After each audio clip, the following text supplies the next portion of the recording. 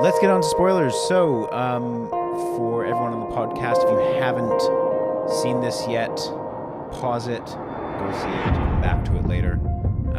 And for everyone on YouTube, welcome to our spoiler video on Ad Astra. If you haven't checked out our non-spoiler video, there's a link in the description. Go check that out because we'll talk. We've talked about a couple of other things, but now it's time for spoilers. Space monkeys. Space monkeys. The way that we talked about this in the non-spoiler version, you would never expect us to say space monkeys. Yeah. As like a follow-up to this, Definitely didn't expect to see it. Yeah, like how wildly bizarre. And I thought that might... So this movie always had the risk, or not even the risk, but it was a setup for an alien film. And I got serious vibes of Life. Mm-hmm. The Jake Gyllenhaal and Ryan Reynolds film. Did you think that might go in that direction? I thought so, especially when they went and did the Mayday, and there was like very much when the dude was just floating there, the captain was just floating there, and you could tell something was fucking him up. Yeah. And you just kind of think like there was always the threat of it. And I was like, oh my God, they're going to do it. And it turns out to be space monkeys. I was like, I could have never picked that. No, I certainly didn't pick it. Did this scene... I don't know, this feels like this might make or break this movie for some people. Because, like, it's not... Like, I think it's a little too silly for this movie. But it's not silly enough to make this movie, like, a really crazy, kind of wackier movie. It's not actually... I didn't find it silly. I thought... I found it almost too convenient. Not for the captain. Yeah. No, more in the sense that like the plot felt like it needed a piece of action or something to have happen in that moment. For a movie and this was a convenient kind of... For a movie so pretty laser focused on the sins of the father and the relationship between man and God. That did come pretty far out of left field. Like I get the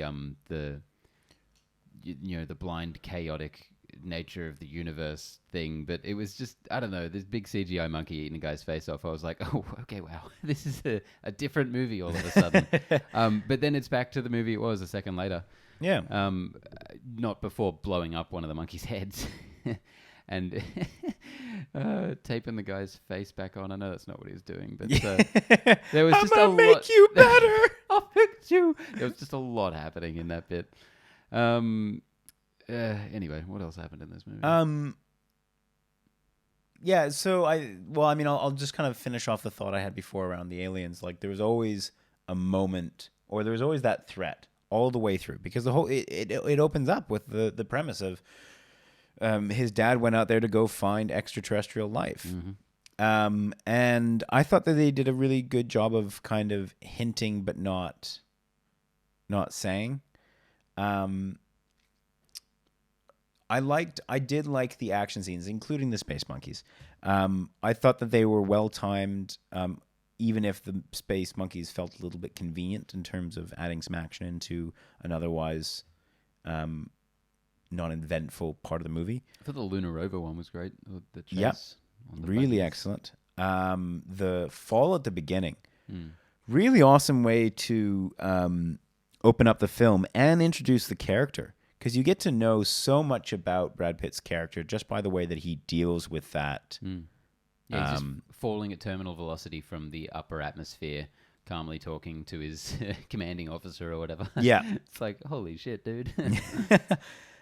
So this kind of detached character that you get wasn't overly surprising, and you kind of I thought it was a really good way of showing as opposed to telling, even though they did tell. On and on and on again. Which brings me on to Liv Tyler. Why the fuck get Liv Tyler for this role? So you can say Liv Tyler's in the movie? I don't know. That it seems like you a like really Liv Tyler weird space movies, don't you? It seems like a really weird marketing ploy. They also had a Space Cowboys reunion with Donald Sutherland. Donald Sutherland, and Tommy Lee Jones. Yeah. So for me that was a bit of a strange one. Yeah, she was in 2 minutes of this film. And it was almost like distracting. What else? So we talked about one of the major, I guess I'll say, flaws of this film was the non-consequence. Like, nothing felt like it had a consequence. Like he killed 3 people. Like he killed 3 people, and then like he gets back to Earth, and everyone's like, "Sup?" And I'm for me, it was a very weird way to take the film. I assumed, and this is like my own plot building, I assumed the mission was so confidential he got home and the government was just like, all right, you did the thing that we wanted done. Let's just forget it. I assume but that they as well. never address any of that. In terms of like, explaining it away. But even in terms of like just general plot devices, it felt very odd. Although the more I think about it, and I think this is why this movie will be good to ruminate on, the more I think about it, the more it does kind of harken back to, at what point can you justify sacrificing people for the good of a mission, which is a kind of theme that goes throughout this film, not too heavily overstated. Yeah, and not to get too nitpicky, but they were going to do the mission he wanted to go do. Oh, exactly. So this was very much for selfish reasons, which it doesn't really endear you towards his character, particularly, because I felt like that was a bit of a weird. That was an odd thing to have happen to that character. Because it's not like there's no redeeming quality to it. Like, I mean, his redeeming quality is that he didn't want to hurt anyone, or that nothing he did was particularly his fault, but he caused it to happen. So, yeah, I felt like that particular part was a weird way to take the character, and just the fact that there didn't seem to be any other kind of consequence beyond that. I mean, maybe that was, maybe that was purposeful. Once you get past a certain point in space, actions don't really have consequences. I did, just to revisit the alien thread quickly, I did like the ultimate place that ended up, which was kind of the thesis of the film, I guess in a large way. We've just got each other. Yeah, we're it. Yeah. Like, this is it. It was kind of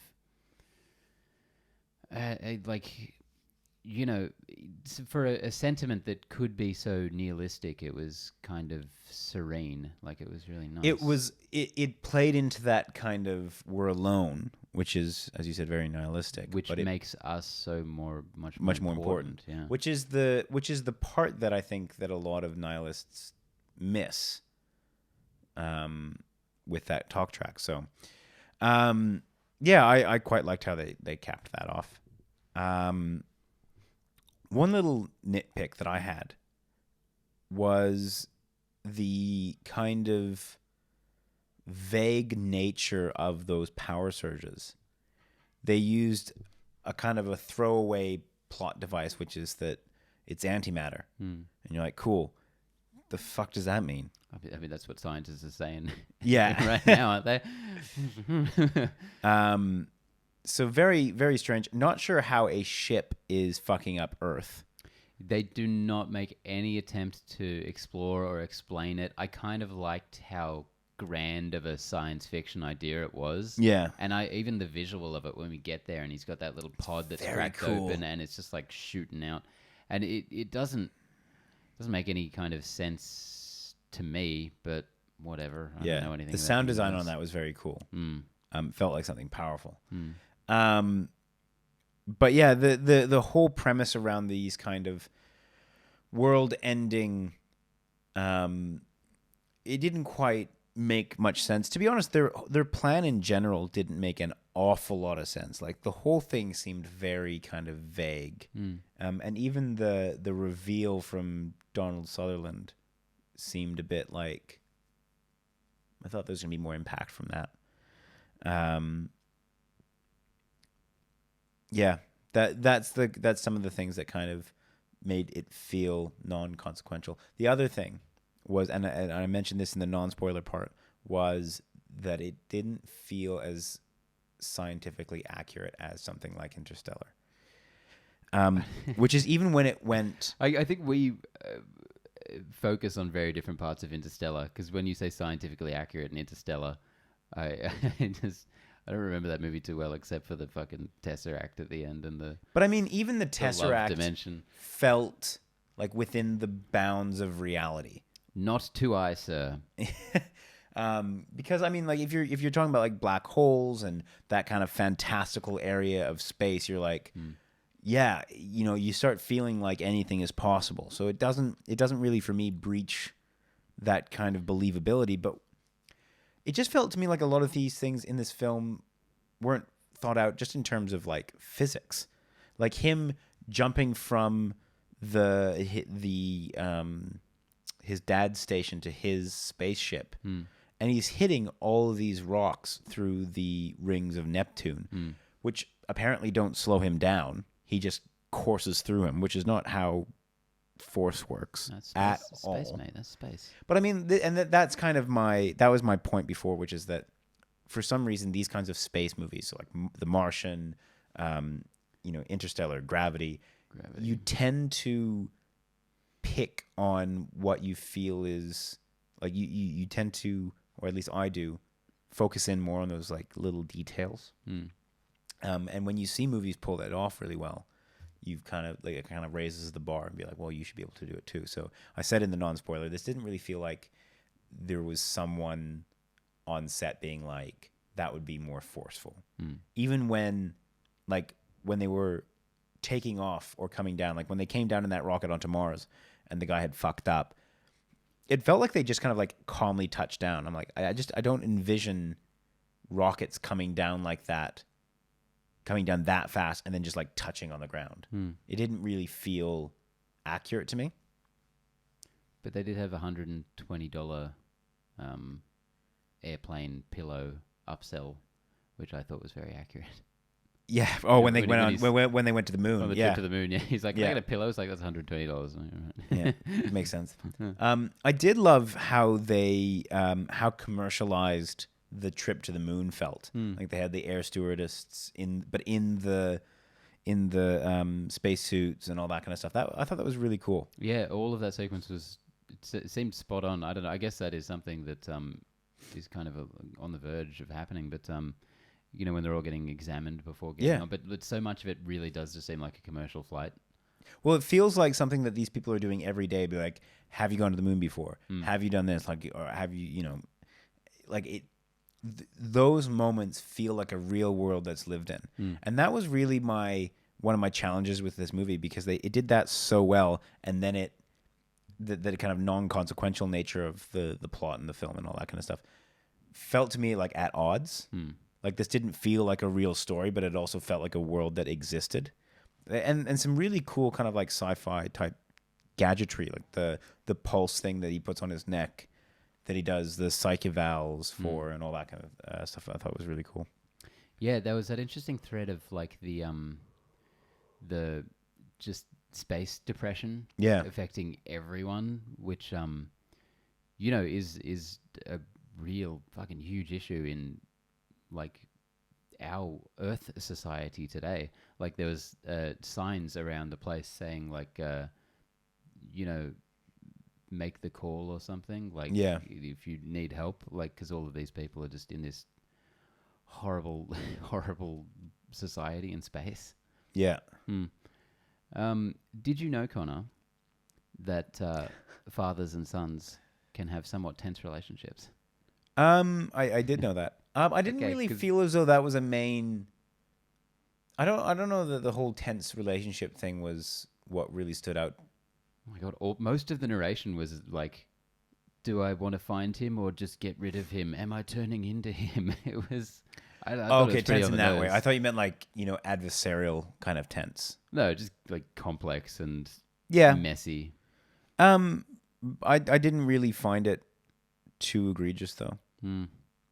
For me, it was yes, it's a very well-worn track, but I thought that at least I was really interested because a lot of it was about him discovering his father, which I thought was really cool, and kind of like trying to figure out, all right, well, are they going to try and pull a twist? Are they going to go with, him being crazy? Is he going to, I was really interested to see how that ended up with the two of them.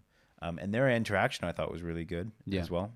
I thought it was, and that's also has a lot to do with the fact that both Brad Pitt and Tommy Lee Jones are really excellent at what they do, and they really sold it. Yeah. The thread of the kind of absentee father thing was a little over the top at points. I thought some of the narration was kind of cringy or almost laughable, but ultimately I do think it was, I don't know, it definitely went in the right direction. Yeah. Yeah. No, I thought it did. And it tied in, as you said, it all kind of tied in at the end. I did think that him telling him to unclip was a bit cliche. Let me go. Yeah, you're like, okay. Let it go, Brad. Yeah, this might be getting a little bit much. Yes, there was a lot of kind of literalization of thoughts and feelings and emotions. Yeah. But, as I said, not overly egregious. I think this James Gray guy, just based on these two movies I've seen, he kind of makes things that feel a little of a bygone era, a little bit of a bygone era, and like they feel like profound movies, but maybe they just don't have quite as much behind them. And they definitely shouldn't be marketed as big, exciting sci-fi movies. No, which I don't think this one did too badly. No, absolutely not. It did have a little bit of that, but interesting little fact: $80 to $87 million budget. Does that feel about right to you? Yeah, I guess. It feels like a lot of money, but it's there on the screen. Yeah. Like, this movie is pretty flawless, definitely from a visual effects standpoint. I think the monkeys were clearly CGI. I would say they were the only thing in the movie that's like, oh, that's clearly CGI. Oh, really? Yeah. Okay, that's interesting. I didn't really mind the monkeys that. No, I didn't mind them at all. Yeah. I just think, apart from everything else, I was like, okay, that's I definitely a I CGI. thought that for some of the ships, particularly around Neptune, I thought they were using models. Yeah. It looked like models. I sincerely doubt it. Oh, so do I. But there was just a couple of scenes where I was like, that just kind of looks like models. It looked really good, yeah. Yeah. You got anything else? I'm pretty... No, I'm This one's slipping away from me. I find this difficult to talk about at the best of times. That doesn't really make sense. I mean, like, I'm just like, this movie is a movie that I watched.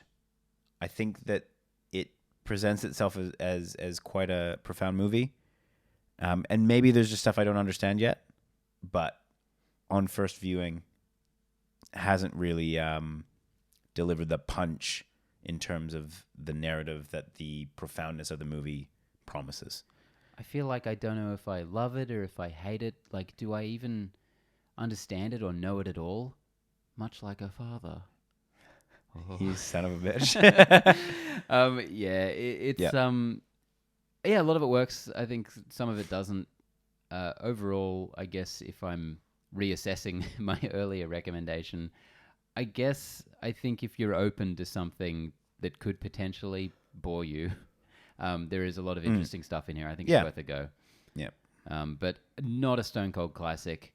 Not the movie I thought it might be after the first 10 or 20 minutes of it, which is a shame. But cool stuff. And it makes me want to actually revisit The Lost City of Z and check out some of this other guy's stuff.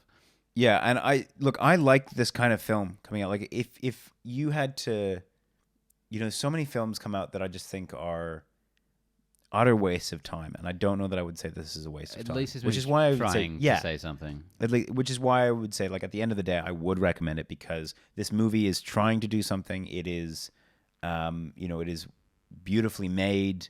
So, I mean, even if you don't get the narrative kind of kick out of it, you'll at least see something pretty. Do you see this movie being a hit in any way financially? Financially, no. Yeah, it can't, right? No. It's so long. Which is a shame because I love this style of film. Mm. But I just...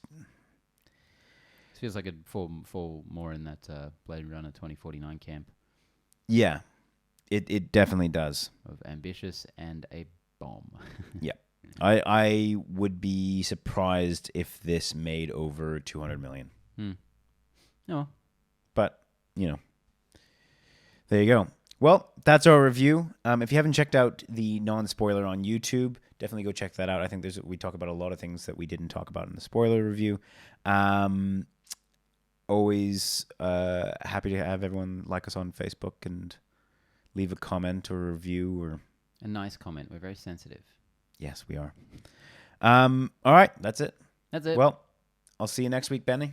Sure. And George will not be with us next week. He's dead. An entire another week of me at the helms of the technical God, he's still not back next stuff. week. I know it's this. Honestly, this setup is stressing me out because it's just not something that particularly with the addition of having to look at visuals, like looking at because last time I did this, I took over George for the audio stuff. It was just audio stuff, and I could more or less just leave it lie. But with the audio stuff and the video and the intros and stuff, it's just one too many thing for my brain to handle. You realize why he sometimes drifts off from the conversation a bit. Yeah, there's a lot of other stuff. But he also happening here. he's also got the intros and the outros down pat, and so he doesn't have to think about those while doing all this other stuff. And yeah. Anyways, shout out to you, George, because you're a fucking champ for this shit. So, all right, everyone. See you next week. Bye.